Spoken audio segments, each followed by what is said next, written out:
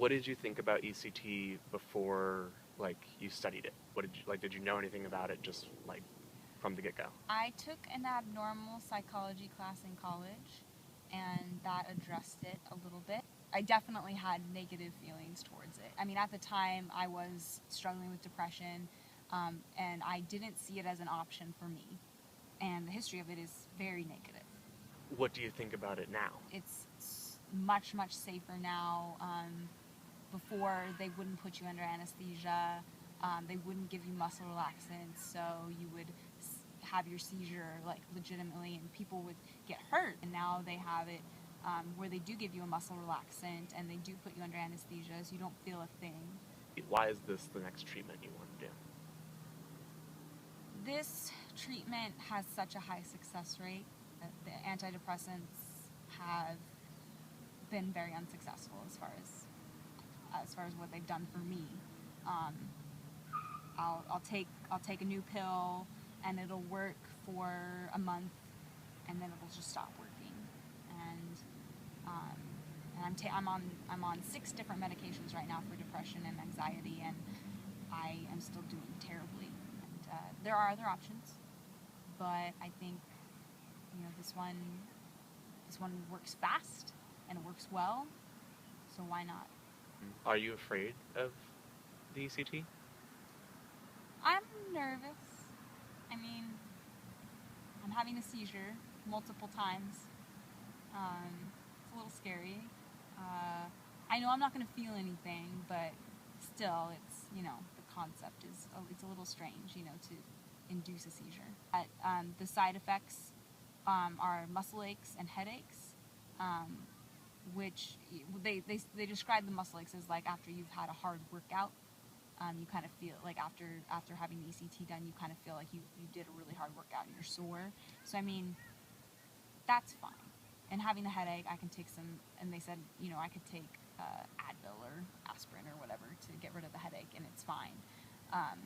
So as far as like it hurting me, I'm not scared about that, I don't think. There is the possibility of short-term memory loss. That is one of the side effects, and so I'm a little nervous about that.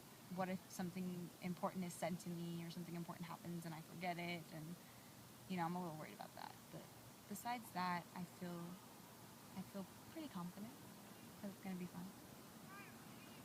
Are you afraid of, like, the social stigma against ECT? Like, are you afraid to tell people that you're doing it, or fear their reaction to it? I'm a little reserved to tell people. I'm not going to tell everyone, obviously. A lot of people associate, or when they think of ECT, they think of the movie One Flew Over the Cuckoo's Nest, which depicts ECT very badly, like the way it used to be done. And so people are often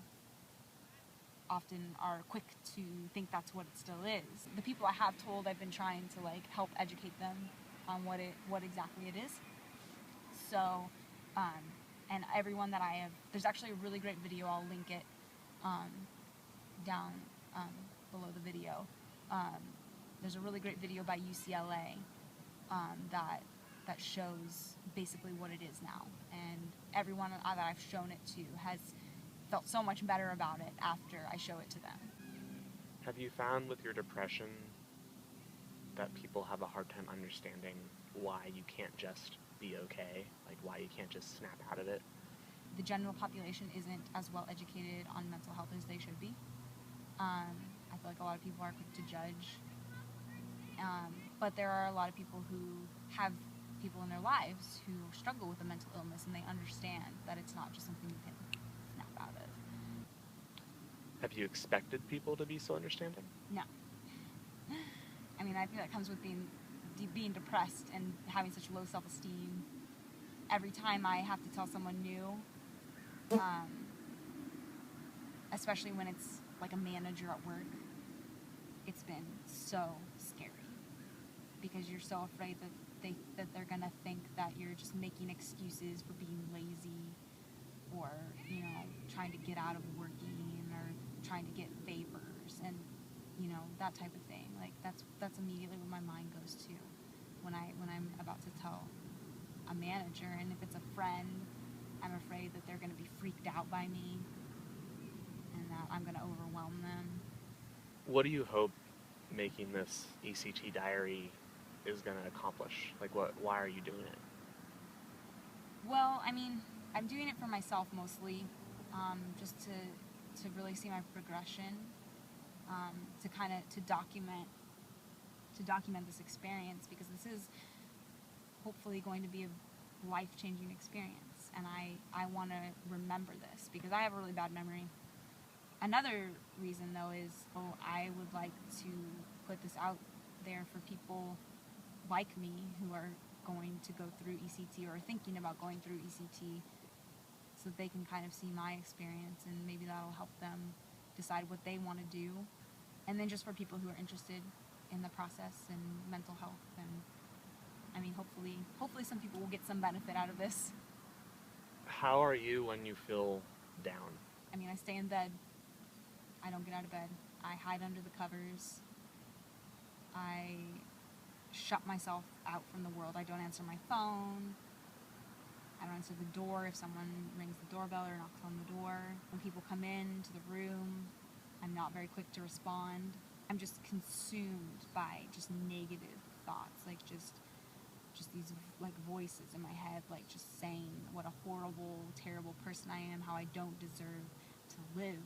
I'm lucky in the sense that I do have some good days, because I know that there are people out there who don't have any good days, and I just, my heart just like goes out to them, because, you know, at least I have some good days, but don't have very many good days.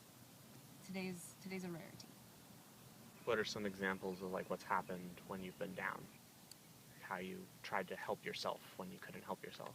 That the big story that comes to mind is I was not trying to kill myself, but I took a bunch of Benadryl to knock myself out because I just wanted to be asleep. I just wanted to be gone. Like I didn't want to exist in that feeling, because I was just so depressed and I just felt so horrible.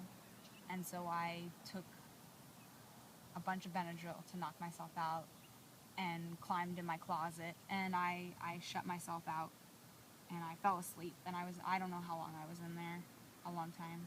What advice would you give to the family members or friends of people who have depression and anxiety? I mean, one of the things that you do is you sit there and you hold me, and you don't try and tell me, you know, just think about all the good things in your life, you know, how good things are. You know, you don't do that. You say, I know you feel this way, and I'm so sorry. And just acknowledging that they can't do anything, it helps so much, because then you don't put expectations on them. Like, because when people would say, you know, well, you know, your life's so good, like, you know, things are going well, you have a good job, you know, you're going to a good school, you have a great family, great friends, like, why are you so sad? Like, just think about that, and it just makes you feel even worse, because, yeah, I mean, it's so hard to know that things are good, and you should be happy, and you're not. And to be reminded of that just makes it all worse. One thing that you've done so well is you've educated yourself on depression. You've educated yourself on the different medications I've been taking, the different procedures that I could go through, and you're very knowledgeable, and that has helped you understand, and in turn has helped me, because being depressed, I'm not really motivated to do research. I'm not really motivated to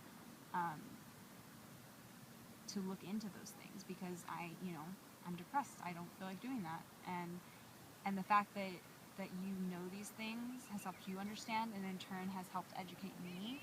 And just being proactive about encouraging me to try a new medication, to try a new type of therapy. So hopefully that wasn't too painful to watch, and hopefully it helped, you know, helped some of you understand and help encourage some of you, knowing that you're not alone. Tomorrow I start ECT. I will do a video in the morning